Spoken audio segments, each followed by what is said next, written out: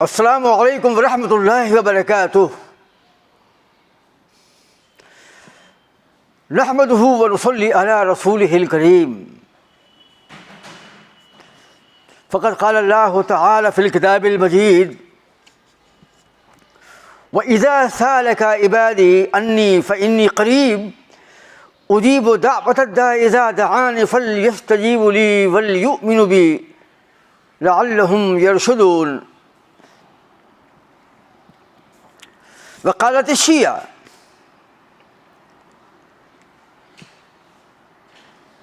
نادِ علیًا مظہر العجائب تجدہ عونا لک فی النوائب، کل ہم وغم سینجلی بنبوتک یا محمد وبولایتک یا علی یا علی یا علی۔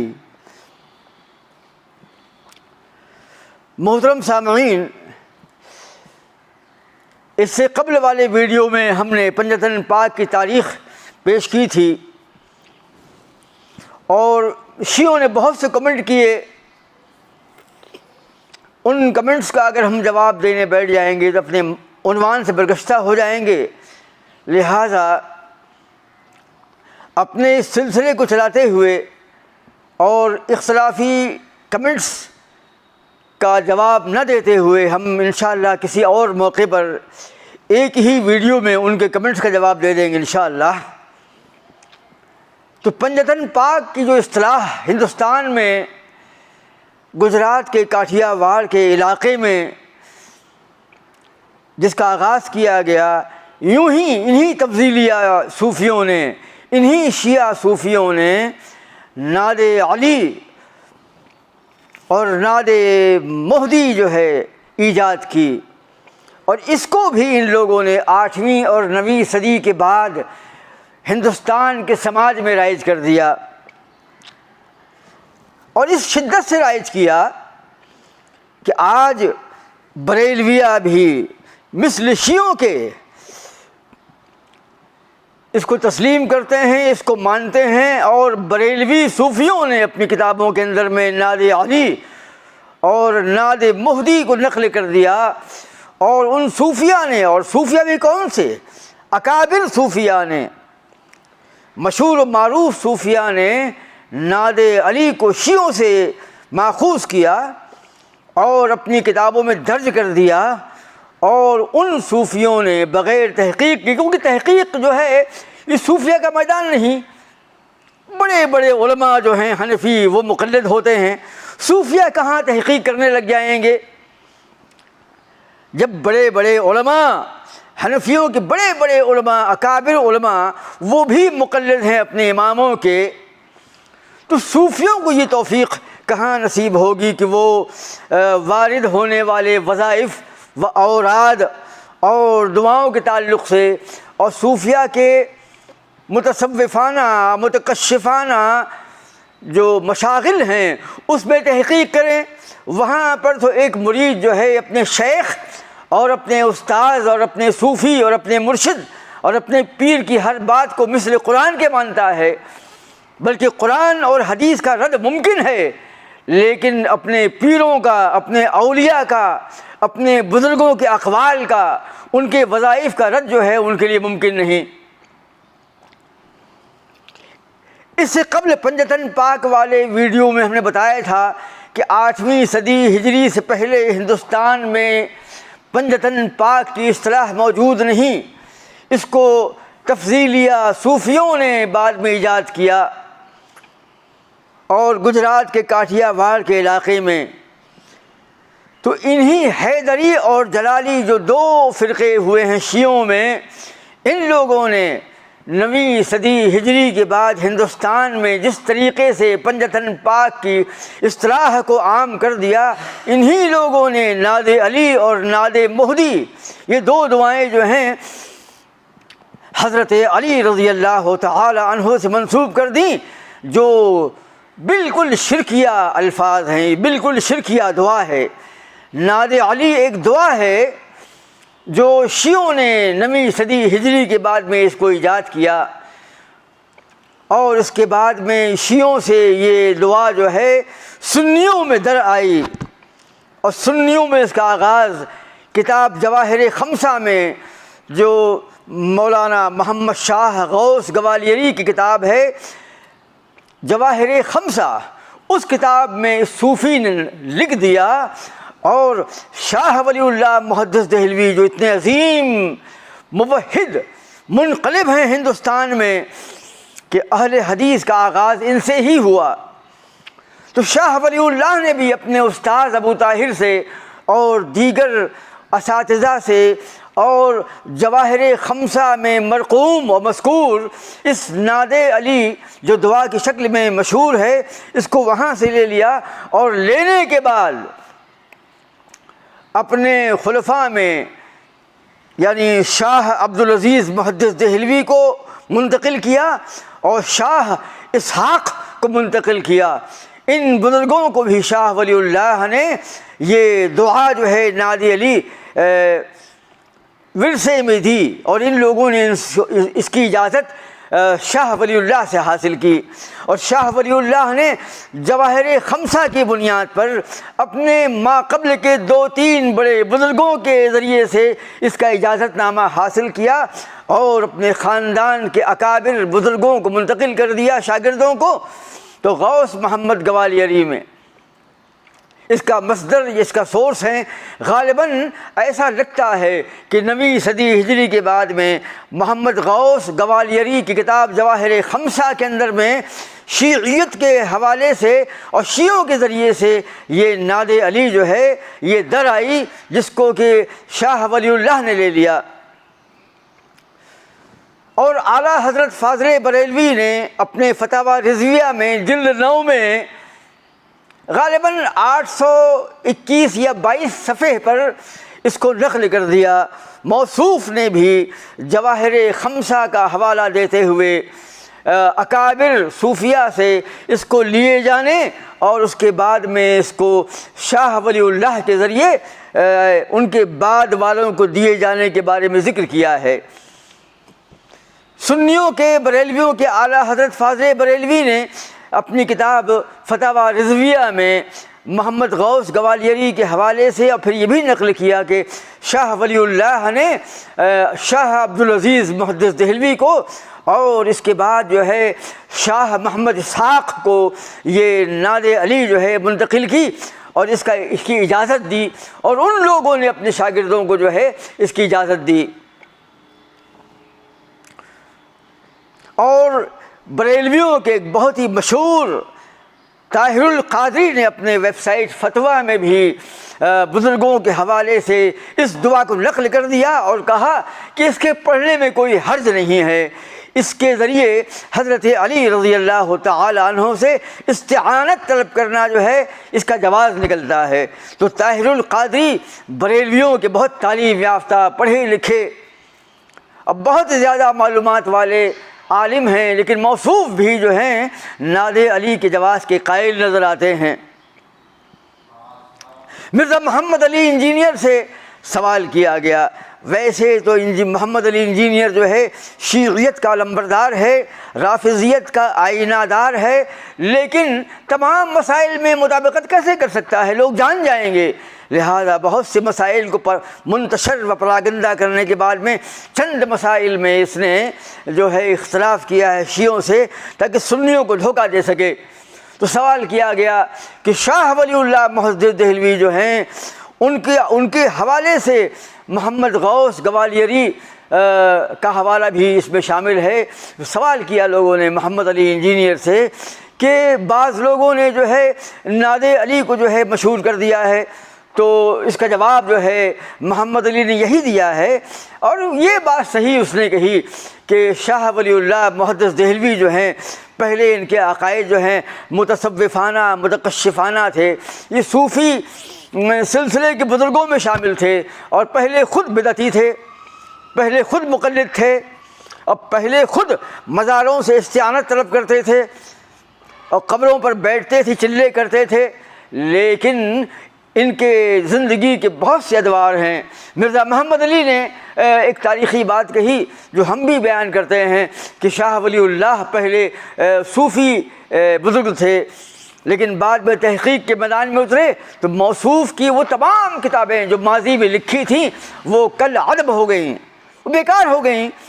تو جن لوگوں نے شاہ ولی اللہ کے حوالے سے یہ بات پیش کی ہے کہ ناد علی جو شیعوں کی دعا ہے، جو 9ویں صدی ہجری میں شیعوں نے ایجاد کی ہے، جس میں حضرت علی رضی اللہ تعالی عنہ کو پکارا گیا ہے مشکل کے وقت میں، تو یہ دعا جو ہے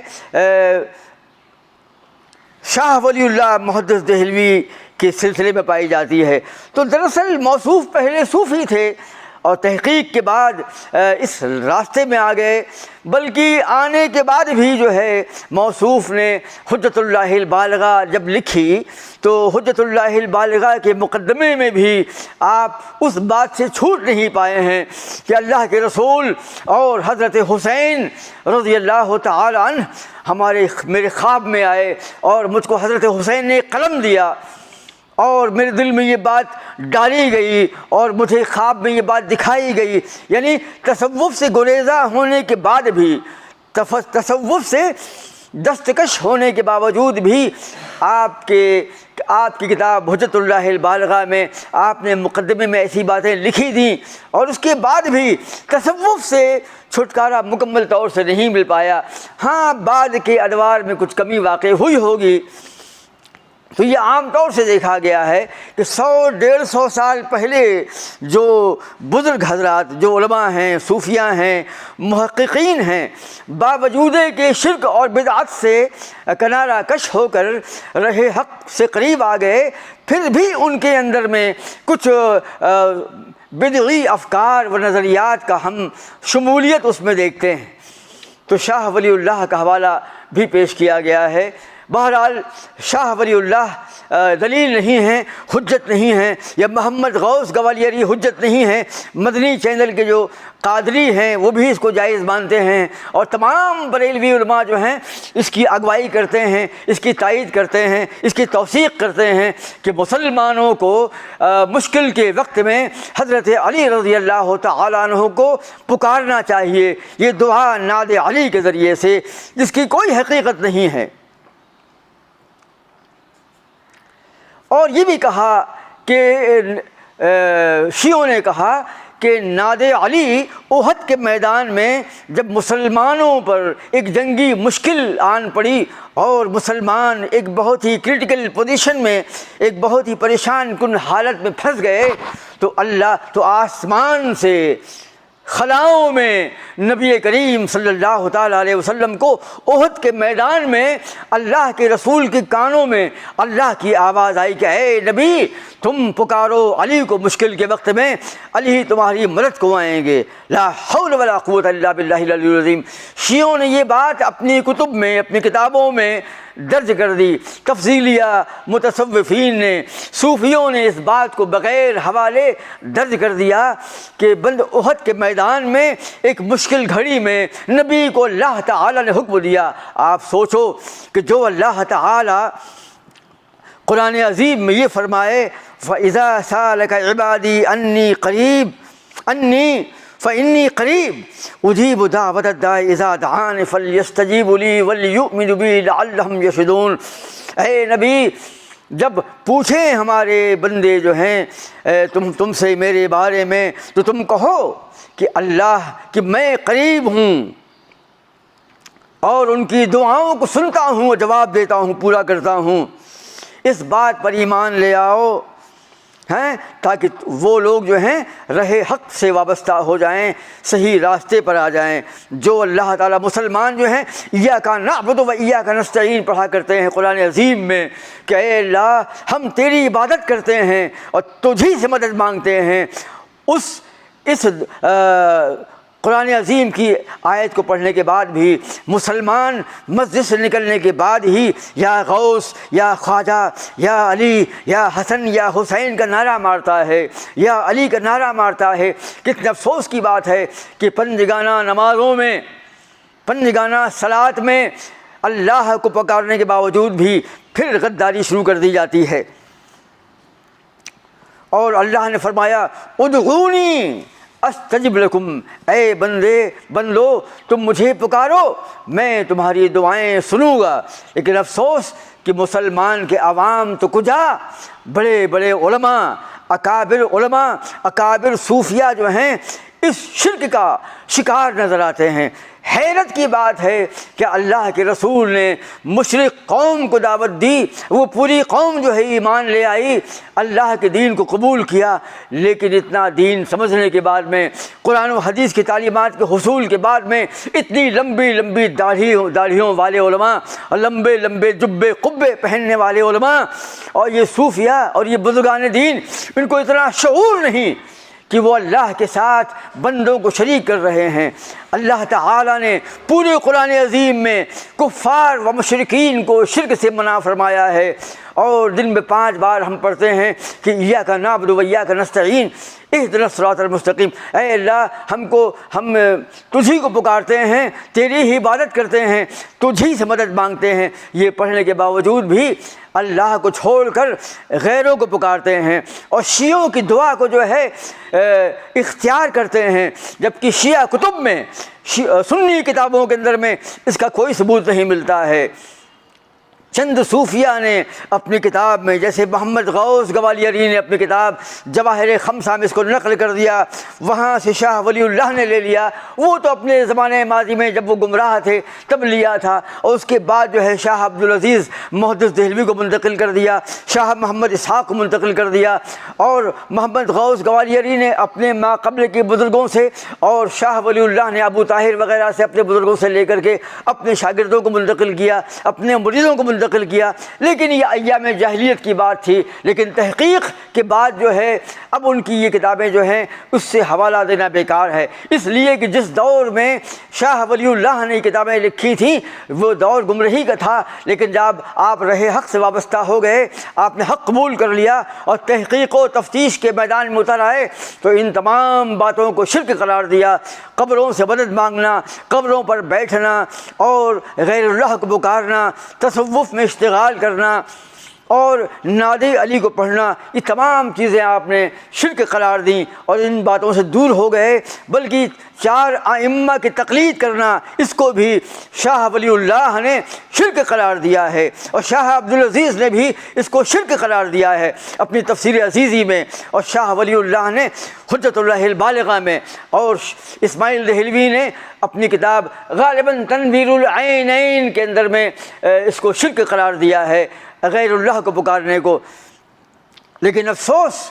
کہ اتنے بڑے بڑے علماء صوفیہ جو ہیں اللہ کو چھوڑ کر علی کو پکار رہے ہیں، اور سوچو ذرا اس بات کو کہ امتی حضرت علی رضی اللہ تعالی عنہ نبی کے امتی ہیں، لیکن یہاں نبوت کے منصب کو پامال کیا جا رہا ہے، اور یہ دلیل اس بات کی ہے کہ شیعہ جو ہے منصب امامت کو منصب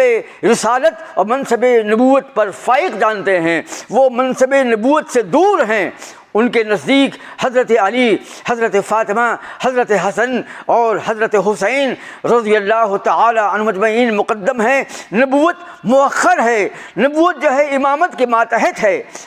نبوت کا مقام جو ہے امامت سے کمتر ہے، امامت جو ہے زیادہ برتر ہے۔ یہ اپنے پورے دین میں نبی کی حدیثوں سے استدلال نہیں کرتے ہیں، نبی کی بات نہیں کرتے ہیں، ان کا پورا دین جو ہے حضرت علی سے شروع ہوتا ہے اور اپنی 12 اماموں پر ختم ہوتا ہے۔ یہ مشرک ہیں، یہ بے دین ہیں، ان کا کوئی دین نہیں ہے،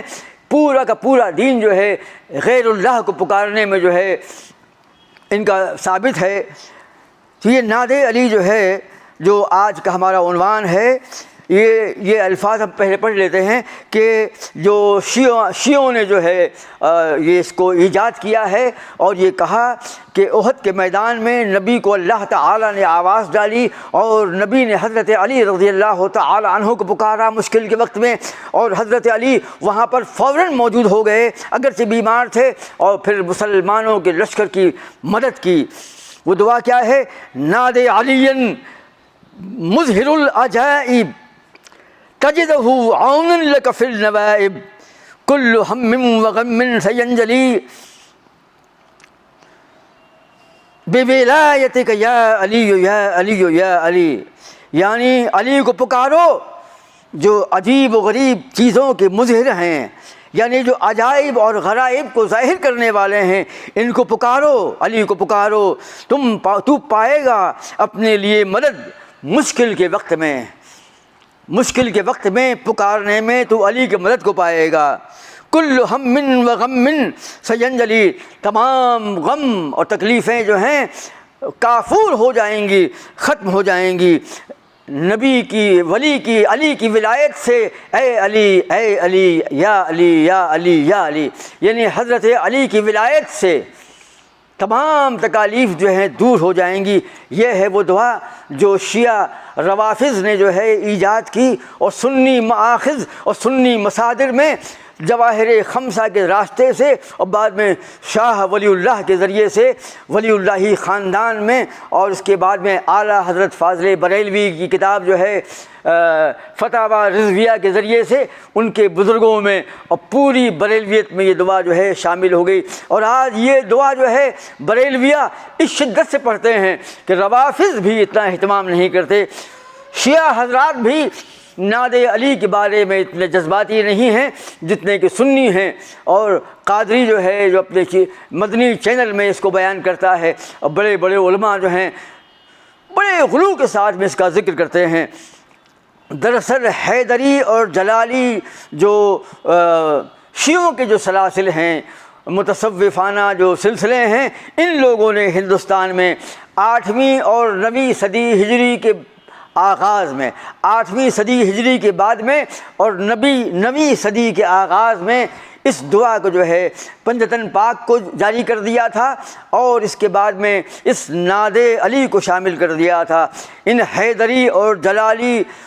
شیعہ صوفیوں نے مسلمانوں کے اندر میں اس کو پھیلا دیا۔ یہ حیدری اور جلالی جو شیعہ ہیں یہ آگ میں کودا کرتے تھے، مسلمانوں میں شعبدے دکھایا کرتے تھے، آگ میں کودتے تھے یہ لوگ۔ ہمارے گاؤں میں بھی مودہا کے اندر میں جو ہے الاؤ لگاتے ہیں، الاؤ، اس میں آگ جلاتے ہیں، لکڑیاں جب جل جاتی ہیں اور شعلے بن جاتے ہیں تو اس میں وہ لوگ کودتے ہیں۔ ایکچولی وہ جو ہے کیمیکل لگاتے ہیں پیروں میں، کچھ دوائیں ہوتی ہیں وہ لگاتے ہیں، اس آگ میں کودتے ہیں، اور ہاتھوں میں علم ہوتا ہے، اور جیسے شراب پی رکھی ویسے ناچتے ہیں، جھومتے جھامتے ہیں۔ تو یہ شعبدے بازی ہمارے کلیان کے اندر میں راتب نکلتا ہے۔ یہ شیعہ جو ہیں یہ وہ شیعہ تو نہیں ہیں، آدھے شیعہ ہوتے ہیں، وہ سنی ہوتے ہیں، دراصل وہ راتب لے کے آتے ہیں، تلواروں سے وار کرتے ہیں، اور یہ ماتم میں بھی دیکھیے تلوار سے وار کرتے ہیں، اپنے جسموں کو زخمی کرتے ہیں حسین کی یاد میں، کربلا کی یاد میں، اور راتب نکالتے ہیں، اس میں کرتب دکھاتے ہیں، شعبدے دکھاتے ہیں، تلوار بازی دکھاتے ہیں، اپنے جسموں کو زخمی کرتے ہیں، آپس میں مقابلہ کر کے لوگوں کا منورنجن کرتے ہیں، تفریح کا سامان پیدا کرتے ہیں۔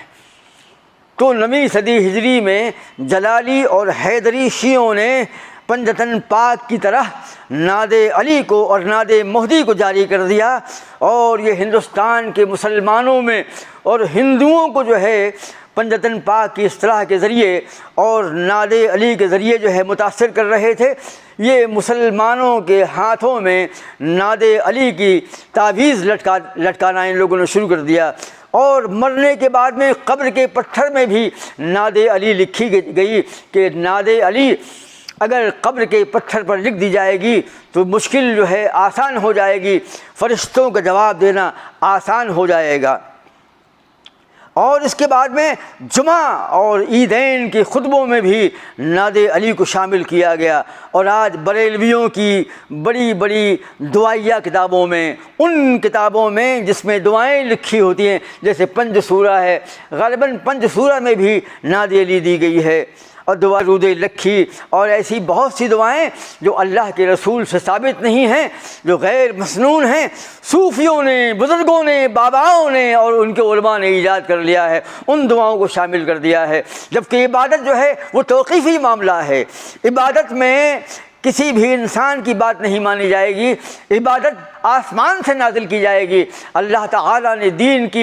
دین کو اور عبادات کو آسمان سے نازل کیا ہے۔ قرآن عظیم کی آیت ہے فَاذْكُرُوا اللَّهَ كَمَا عَلَّمَكُمْ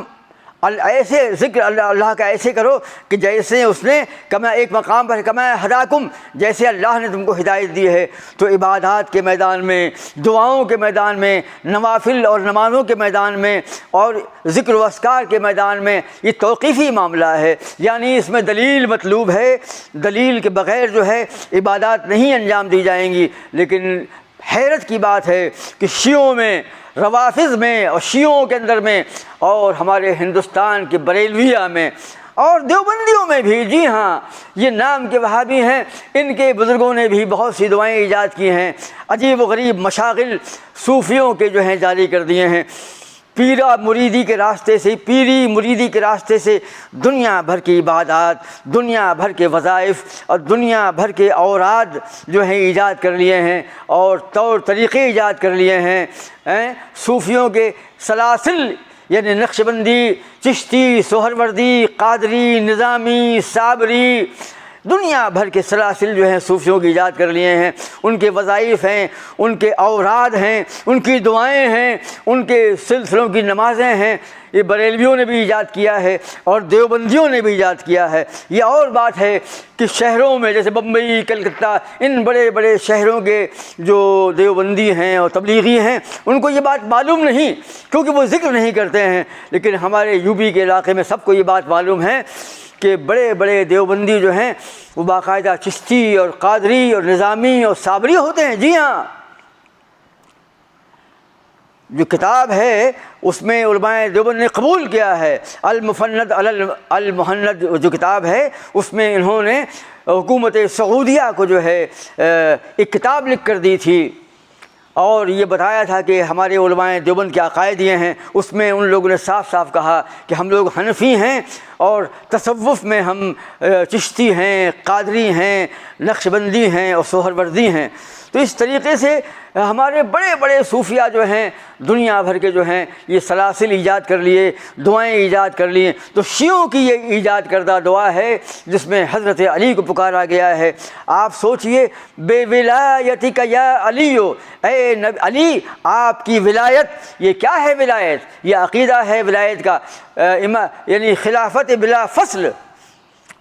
امامت بلا فصل۔ اللہ کے رسول کے بعد یہ صدیق اکبر، فاروق اعظم اور عثمان غنی کی خلافت کو نہیں مانتے ہیں، یہ اس بات کو جانتے اور مانتے ہیں کہ حضرت علی رضی اللہ تعالی عنہ نبی کے فوراً بعد اللہ کے ولی ہیں، ان کی ولایت، ان کی حکومت اور ان کا تصوف جو ہے نبی سے مربوط ہے، نبی سے ہم آہنگ ہے۔ اور یہی بات اس دعا میں بھی ہے کہ اے علی، اے علی، اے علی، ہم آپ کی ولایت یعنی وہ عقیدہ جو شیعوں کا ہے اس کے ذریعے سے ہم آپ کو پکارتے ہیں۔ آپ سوچئے کہ اس دعا کے اندر میں نبوت کو جو ہے ولایت کے نیچے کر دیا گیا ہے، یعنی اللہ کے نبی ہونے کے بعد بھی علی کو پکار رہے ہیں۔ جب اللہ کے رسول نے اسلام پیش کیا تھا علی بچے تھے، ایک بچے کے سامنے جو ہے ایک نبی کو مجبور کیا جا رہا ہے، یہ گمراہی ہے۔ ہمیں اس سے بچنا چاہیے اور ہمیں یہ نہیں دیکھنا چاہیے بلکہ ہمیں مصادر اور مآخذ سے دین کو لینا چاہیے۔ مسلمانوں نے اپنے دین کو قرآن اور حدیثوں سے، قرآن سے اور حدیث سے لینا بند کر دیا اور اپنے بزرگوں کے سلاسل تصوف سے جو ہے رشتہ قائم کرنے کے بعد میں وہاں سے عبادات، وہاں سے ذکر و اذکار جو ہے لینا شروع کر دیے۔ اور آج دیوبندی اور بریلوی حضرات، یہ الگ بات ہے کہ دیوبندیوں نے البتہ ناد علی کو قبول نہیں کیا ہے میری معلومات کی حد تک، لیکن بریلوی حضرات جو ہیں مثل شیعوں کے جو ہیں ناد علی کو مانتے ہیں اور اس کی اشاعت کرتے ہیں، جبکہ گجرات کے کاٹھیا واڑ کے علاقے میں پنجتن پاک کی اصطلاح اور ایک اور بھی ہے ناد علی کے ساتھ ساتھ میں ایک دعا ہے ناد مہدی۔ اس میں یہ لوگ جو ہیں ابن بطوطہ نے جو ہے اپنی کتاب سفر نامہ الرحیلہ جو ہے، راحلہ یا الرحیلہ جو کتاب اس کی ہے، سفر نامہ جو ہے، اس نے لکھا ہے کہ وہ آج سے 600-700 سال پہلے جب عراق میں گیا تو مشہد امام الزمان، مشہد صاحب الزمان جو ایک ایسی مسجد ہے عراق میں کہ جہاں پر یہ بات معروف اور مشہور ہے کہ ابو الحسن اشعری اسی مقام سے غائب ہو گئے تھے جن کو امام غائب کہا جاتا ہے۔ اور شیعہ حضرات جو ہیں اس دن جو ہے جس دن وہ غائب ہوئے تھے، ابن بطوطہ کہتا ہے کہ میں جب وہاں پر گیا تو میں نے دیکھا کہ یہ لوگ مشہد امام صاحب الزمان میں حاضر ہوئے، اور ایک گھوڑے کو سجا کر ان لوگوں نے، کچھ لوگ دائیں، کچھ لوگ بائیں، کچھ لوگ آگے، کچھ لوگ پیچھے جو ہیں بھیڑ لگا کر چلتے تھے، اور اس غار میں چلے جاتے جہاں پر جس کو غار سرمن رعا جس کو کہا جاتا ہے، اور وہاں جا کر اپنے امام غائب کو پکارتے ہیں کہ اے امام غائب، دنیا میں ظلم اور سرکشی کا دورہ ہو گیا ہے، آپ اخرج، آپ باہر نکلیے، اور باہر نکل کر ظلم اور طغیانی کا خاتمہ کیجئے۔ یہ لوگ پکارتے ہیں، ناچتے ہیں، ڈھول پیٹتے ہیں، نعرے مارتے ہیں، اور اس غار کے پاس جا کر کے دعائیں مانگتے ہیں۔ تو یہ جو ہے ناد مہدی ہے، یہ اپنے امام غائب کو، ابو الحسن عشری کو جو ہے، جو غالباً 12ویں امام ہیں، ان کو پکارتے ہیں مشکل کے وقت میں، اور ان کو باہر نکلنے کے لیے اتنی صدیوں سے یہ پکار رہے ہیں۔ مسلمانوں پر کتنے سیاسی زوال آئے، کتنی جنگیں ہوئیں، کتنی پریشانیاں ہوئیں، لیکن امام غائب کو جو ہے ابھی تک رحم نہیں آیا ہے، پتہ نہیں قیامت تک آتا ہے کہ نہیں آتا ہے۔ تو یہ ناد مہدی ہے، وہاں پر بھی جا کر کے یہ اپنے امام غائب کو پکارتے ہیں، جس کو ناد مہدی کہا گیا ہے، جیسے حضرت علی کو پکارنے کے لیے ناد علی کہا گیا ہے۔ یہ کتنی سن کر کے کتنا انقباض پیدا ہوتا ہے۔ آپ نے اتنی گندی گندی باتیں سنی ہوں گی ابھی کہ کیسے مسلمانوں کے صوفیوں نے، بزرگوں نے، باباؤں نے اور ان کے علماء نے کتنی گندی گندی، ان کو شرم نہیں آتی، اتنی لمبی لمبی داڑھیاں، اور 15 20 سال تک مدارس میں تعلیم حاصل کرنے کے بعد بھی ان کو اتنا شعور نہیں کہ اللہ کو چھوڑ کر غیر اللہ کو پکارنا شرک ہے۔ کفار و مشرکین کیا کر رہے تھے؟ اللہ کے رسول کی دعوت دینیہ جو ہے اسی لیے تھی۔ اللہ کے رسول نے دنیا میں آنے کے بعد میں کفار مکہ اور مشرکین مکہ کو تعلیم دی، اور شرک بدعت سے روکا، بے دینی سے روکا، الحاد سے روکا، اور ایک اللہ کی عبادت کی دعوت دی۔ لیکن اتنے بڑے بڑے علماء، اتنے بڑے بڑے صوفیاء، ان کو اتنا شعور نہیں کہ اللہ کو چھوڑ کر غیر اللہ کو پکارا نہ جائے۔ لیکن یہ شیعہ، یہ روافظ اور یہ بریلویہ جو ہیں، کھلم کھلا یا حسین، یا علی، یا فاطمہ، یا ابو علی شاہ قلندر، یا نبی اللہ، یا رسول اللہ، یعنی اللہ کے بندوں کو پکارتے ہیں مشکل کے وقت میں، جبکہ یہ تمام لوگ جو ہیں اللہ کو پکارتے تھے۔ لہٰذا ہم تمام مسلمانوں سے گزارش کرتے ہیں کہ وہ اس شرک سے اور اس گمراہی سے اور ان بدعی ذکر و اذکار سے دور رہیں، اور ان دعاؤں کو اپنائیں جو قرآن و حدیث سے ثابت ہیں، جو دعائیں قرآن عظیم میں انبیاء کی نقل ہیں وہ دعائیں، اور اللہ کے رسول کے مسنون اذکار مسنونہ جو ہیں اس کا اہتمام کیا جائے۔ نبی کریم نے زندگی کے ہر میدان میں عبادات کے طور طریقے دیے ہیں، دعائیں بتائی ہیں، ہمیں ان دعاؤں کو جو ہے پڑھنا چاہیے، ان دعاؤں کا اہتمام کرنا چاہیے، اور جو نوافل نبی کریم سے ہم کو ملے ہیں ان کا اہتمام کرنا چاہیے، اس لیے کہ عبادت جو ہے وہ توقیفی ہے، اور توقیفی امور میں انسانوں کی اطاعت ناجائز اور حرام ہے۔ یعنی عبادات کے میدان میں، شعبہ عبادات میں کسی بھی انسان کا وظیفہ یا کسی بھی انسان کی ایجاد کردہ نماز یا کوئی ذکر و اذکار جو ہے اس کا اہتمام کرنا یہ جائز نہیں ہے، بلکہ عبادات کے میدان میں نوافل ہوں یا ذکر و اذکار ہوں، اس کا ثبوت جو ہے نبی کے حدیث سے ہونا چاہیے یا قرآن عظیم کی آیات سے ہونا چاہیے، کیونکہ توقیفی میدان میں جو ہے انسانوں کو یہ اختیار حاصل نہیں ہے کہ وہ عبادات کے شعبے میں اپنے من سے درود ایجاد کریں، دعائیں ایجاد کریں اور طور طریقے ایجاد کریں جو صوفیوں نے جو ہیں چشتیہ، قادریہ، نقشبندیہ، سہروردیہ، صابریہ، ان لوگوں نے جو ہے دنیا بھر کی دعائیں ایجاد کر لی ہیں، دنیا بھر کے نوافل ایجاد کر لیے ہیں، جیسے ناد علی اور ناد مہدی اور عقیدہ پنجتن پاک، یہ سب شرک ہے۔ مسلمانوں کے اندر میں شیعیت کو پھیلایا گیا ہے، ہمیں اس سے محفوظ ہونا چاہیے۔ محترم سامعین، میں ایک بات فراموش کر گیا تھا، وہ یہ کہ ابو یحییٰ نور پوری صاحب نے بھی اس سلسلے میں کچھ فرمایا ہے۔ موصوف نے اس حدیث کو جو شیعہ بیان کرتے ہیں کہ احد کے میدان میں اللہ کے رسول کے کانوں میں مشکل گھڑی کے وقت میں یہ آواز آئی کہ اے نبی تم علی کو پکارو، تو آپ فرماتے ہیں کہ اس حدیث کا کوئی ثبوت نہیں، اس کی کوئی سند موجود نہیں، اور تمام شیعہ علماء و ائمہ نے بھی اس کا ذکر نہیں کیا۔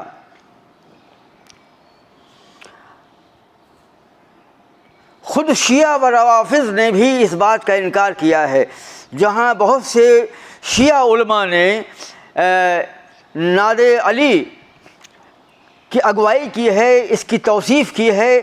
اس کو ثابت کیا ہے، وہیں پر متعدد ایسے شیعہ علماء ہیں جنہوں نے برملا بڑی وضاحت کے ساتھ اس بات کا انکار کیا ہے کہ اس روایت کی کوئی دلیل نہیں، کوئی ثبوت نہیں، اور کہیں سے یہ ثابت نہیں۔ اور خود اہل سنت والجماعت یعنی بریلوی حضرات میں کچھ ایسے علماء ہیں، یعنی وہ علماء، وہ محدثین جو بریلوی فکر و نظر کے حامل ہیں، ان لوگوں نے بھی نعت علی کے صحیح ہونے کے بارے میں وضاحت کے ساتھ نقل کر دیا ہے کہ یہ کوئی ثابت نہیں ہے۔ سب سے پہلی بار ابراہیم بن علی عاملی نے، جو 8ویں صدی کے عالم ہیں، اپنی معروف کتاب میں صفحہ 207 میں یہ شعر لکھے، اور اس نے یہ کہا کہ اس دعا کو پڑھا جائے۔ اس نے نہ یہ کہا کہ یہ حدیث میں آیا ہے، اور نہ یہ کہا کہ اس کے یہ فوائد ہیں، بس کہا کہ اس دعا کو، ان شعروں کو پڑھ لینا چاہیے۔ اور اس کے علاوہ شیعوں کے بہت بڑے عالم ملا باقر مجلسی نے اپنی کتاب بہار الانوار میں بھی اس کو نقل کر دیا، اور یہ مشہور ہو گیا کہ عبداللہ بن مسعود رضی اللہ تعالی عنہ سے یہ ثابت ہے۔ دراصل بہار الانوار میں علامہ باقر مجلسی نے اس کو نہیں لکھا، عبداللہ بن مسعود والی بات کو، بلکہ 1369 ہجری کے ایک علامہ حائری نے علامہ مجلسی کے ذمہ یہ بات لگا دی کہ مجلسی نے عبداللہ بن مسعود کا ذکر کیا ہے کہ احد کے میدان میں نبی کے سینے پر یا نبی کے کانوں میں اللہ کی آواز آئی کہ اے نبی تم علی کو پکارو۔ تو یہ بات جو ہے حائری نے، جو ہے الحائری نے عبداللہ بن مسعود کے حوالے کر دی، جو غلط ہے۔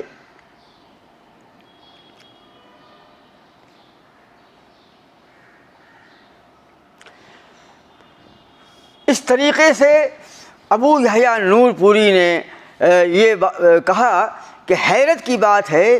کہ شیعہ علماء کے پاس اتنا سینس نہیں ہے کہ وہ اللہ کے نبی کو امتی کے ذریعے مدد دلوانے پر آمادہ ہیں۔ اللہ کے رسول نے اپنی نبوت کا اعلان کیا، حضرت علی رضی اللہ تعالی عنہ ایک بچے تھے، اور آج وہ بیمار حضرت علی رضی اللہ تعالی عنہ، حضرت علی رضی اللہ تعالی عنہ اس دن بیمار تھے جس دن کا یہ واقعہ بتایا جا رہا ہے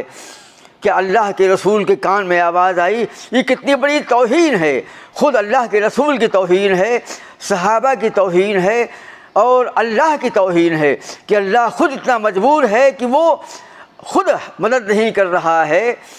بلکہ مسلمانوں کی مدد کے لیے نہ نبی سے کہہ رہا ہے بلکہ امتی کے ذریعے یہ کہلوا رہا ہے۔ نبی کو حکم دے رہا ہے کہ اے نبی تم علی کو پکارو، نعت علی پڑھو،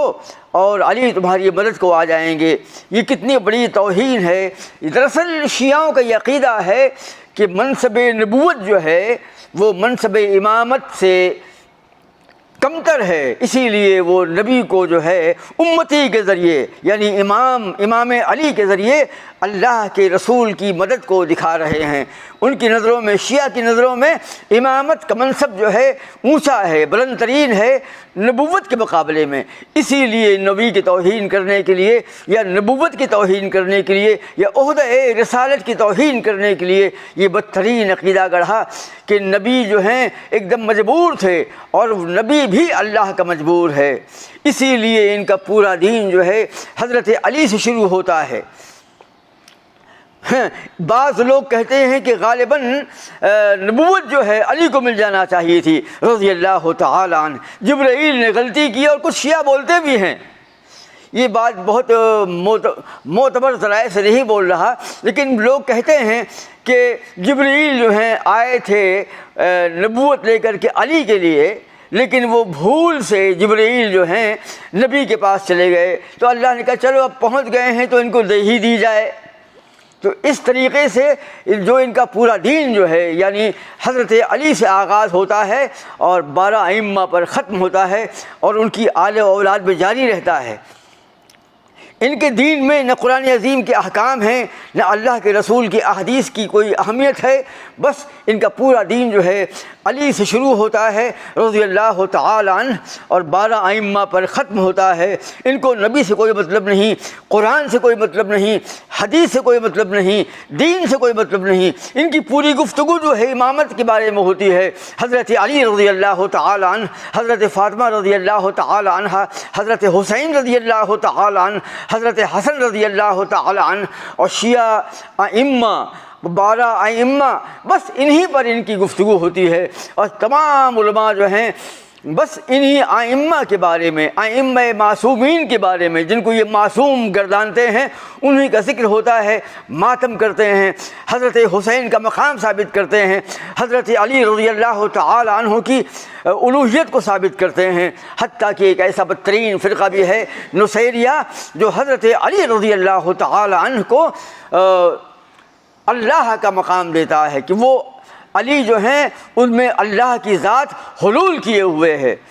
آج شیعوں کا عالم کیا ہے؟ داڑھیاں منی ہوئی ہیں، ہاتھوں میں کڑے ہیں، کانوں میں بالیاں ہیں اور بال جو ہیں بڑھے ہوئے ہیں۔ تمام لوگ جو ہیں دین سے بے دور ہیں،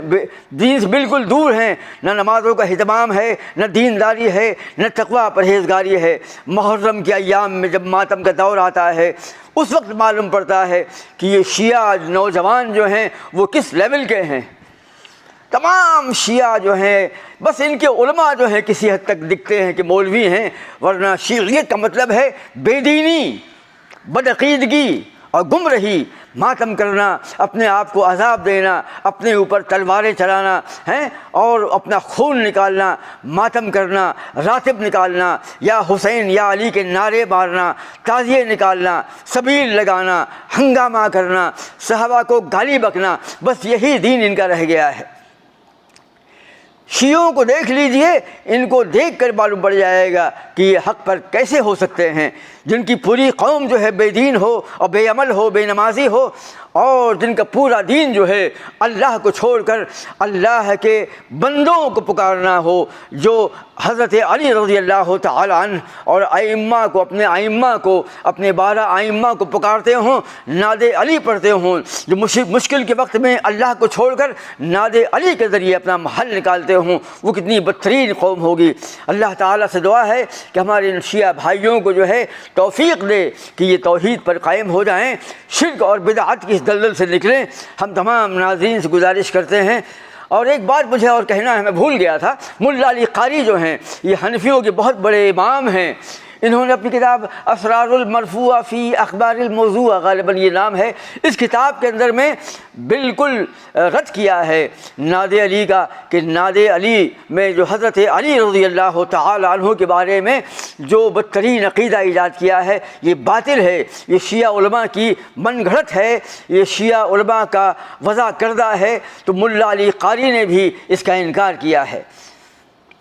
ویسے ہم نے بہت کوشش کی کہ ہم یہ معلوم کر لیں کہ علماء دیوبند کا اس بارے میں کیا نظریہ ہے۔ تمام بریلویت اس کو مانتے ہیں، لیکن دیوبند کے علماء کے بارے میں مجھے کوئی خبر نہیں ملی۔ البتہ اتنا ضرور ہے کہ المحند علی المفند کے اندر میں علماء دیوبند میں مولانا خلیل سہارنپور نے جو کتاب لکھی تھی سعودیہ حکومت کے لیے، اس میں ان لوگوں نے اپنے عقیدے کو ظاہر کرنے کے لیے یہ کتاب لکھوائی تھی۔ تو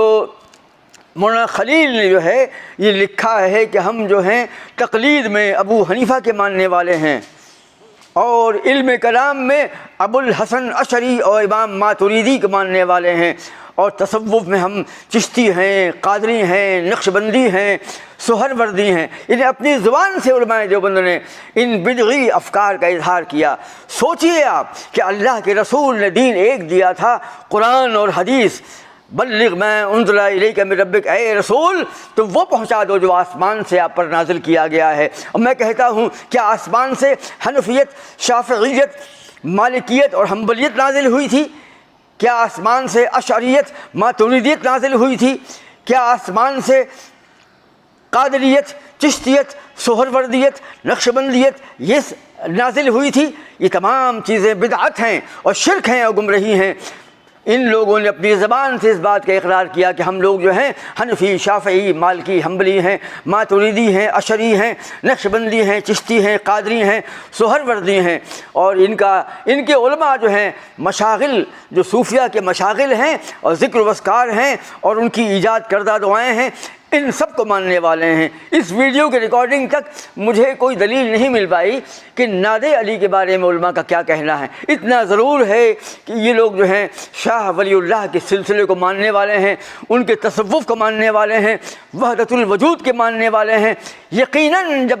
شاہ ولی اللہ کو یہ مانتے ہیں اور شاہ عبدالعزیز محدث دہلوی اور شاہ اسحاق کو یہ مانتے ہیں تو یقیناً ان لوگوں نے اس بنا پر ناد علی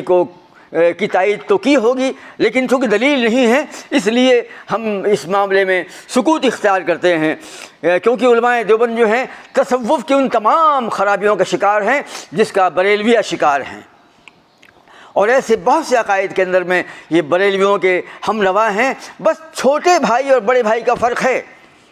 دیوبندی جو ہیں فاتحہ، قوالی اور تیجا، چہلم وغیرہ نہیں کرتے ہیں، تو بس یہ فرق ہے، لیکن تصوف میں اور تقلید میں اور عقائد میں، نظریات میں، افکار میں ہیں اپنے علماء کی تعریف کرنے کے سلسلے میں بالکل جو موقف بریلویوں کا ہے بالکل وہی موقف دیوبندیوں کا ہے۔ بس کھلی کھلی بدعتیں جو ہیں تیجا، چہلم، محرم، نیاز، فاتحہ، تعزیہ یہ نہیں کرتے ہیں دیوبندی، لیکن ہمارے یو پی میں، میرے گاؤں میں، مودھا کے اندر میں دیوبندی جو ہیں وہ مرنے کے بعد باقاعدہ مسجد میں جمع ہوتے ہیں، وہاں پر وہ تمام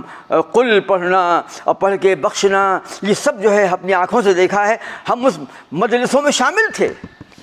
ہم جب چھوٹے تھے اور خود بریلوی تھے تو خود ہمارے گاؤں مودھا کے اندر میں مولانا نعمت اللہ جو مولانا صدیق صاحب باندھوی کے ماننے والے ہیں وہ جا کر کے تیسرے دن جو ہیں تیجے میں جاتے تھے اور وہاں پر ایک تیل کے اندر میں پھول ڈالنا اور اس کے اندر میں جو ہے چنے پڑھنا اور پڑھ کر کے قرآن عظیم پڑھ کر کے بخشنا اور تمام طلباء کو ساتھ لے جانا، اور یہ تمام چیزیں جو ہیں یہ دیوبندی جو مکتب فکر کے تھے مولانا نعمت اللہ صاحب انتقال کر گئے، ان کے بیٹے جو ہیں آج حیات ہیں، غالباً آخری عمر میں ہیں۔ تو علماء دیوبند یو پی کے اندر میں جو دیوبندی لوگ ہیں ان کی حالت بہت ہی بدتر ہے عقیدے کے اعتبار سے۔ بڑے بڑے شہروں کے اندر میں علم کی کثرت ہے، علماء سے ربط ہے عوام کا، تو یہ کچھ اسمارٹ ہیں، لیکن گاؤں کے اندر میں اور یو پی کے جو علاقے ہیں وہاں پر تو دیوبندیت جو ہے بالکل بریلویوں کے ہم نوا نظر آتی ہے۔ لہذا ہم یہ دعویٰ نہیں کرتے کہ ناد علی کے سلسلے میں علماء دیوبند کا موقف وہی ہے جو بریلویہ کا ہے، لیکن اگر ہو بھی تو کوئی تعجب والی بات نہیں، کیونکہ مشکل کے وقت میں علماء دیوبند نے اپنے دیوبندی اکابرین کو پکارا ہے اور یہ مانا ہے کہ قبر سے اٹھ کر کے وہ آئے عالم بیداری میں، یعنی ان کے علماء جو ہے عالم بیداری میں آئے اور اپنے مریدوں کی مدد کی۔ ایسے ایک نہیں سینکڑوں واقعات ہیں، 3 4 جلدوں پر مشتمل کتابیں ہیں جس میں صوفیہ کے واقعات ہیں، علماء دیوبند کے واقعات ہیں جو شرک سے بھرے ہوئے ہیں۔ لہذا ہم تمام ناظرین سے گزارش کرتے ہیں کہ وہ اپنے آپ کو اس شیعیت سے، اس رافضیت سے، اس گمراہی سے محفوظ رکھیں اور آسمان سے نازل ہونے والے دین محمدی صلی اللہ تعالی وسلم کی پیروی کریں، کیونکہ اللہ نے فرمایا ہے یا ایھا الرسول بلغ ما انزل الیک من ربک، اے نبی آپ وہ پہنچا دیجئے مسلمانوں کے پاس میں، لوگوں کے پاس میں جو آسمان سے نازل کیا گیا ہے، اور آسمان سے اللہ نے قرآن عظیم کی آیات بینات کو نازل کیا ہے، نبی کے سینے پر حدیث کی شکل میں دین کو نازل کیا ہے، اور صحابہ، تابعین، تبع تابعین، اتباع تبع تابعین، محدثین، ائمۃ المسلمین، امہات المومنین اور تمام مسلمانوں نے جس دین کو صحابہ سے لیا، اسلاف سے لیا، اس میں نہ شرک ہے، نہ بدعت ہے، نہ ضلالت ہے، نہ گمراہی ہے۔ آج ساری دنیا کے اندر میں یہ شیعیت جو ہے فساد کرنے کے درپے نظر آتی ہے۔ آج وہاں فلسطین کے حالات دیکھیے، وہاں پر کیسی منافقت کا ماحول ہے۔ اس عنوان پر ہم اشارہ نہیں کرنا چاہتے، کسی اور ویڈیو میں انشاءاللہ اللہ تعالیٰ جو ہے ہم تمام ناظرین سے گزارش کرتے ہیں کہ وہ ہمارے اس چینل کو سبسکرائب کریں اور شیئر کریں۔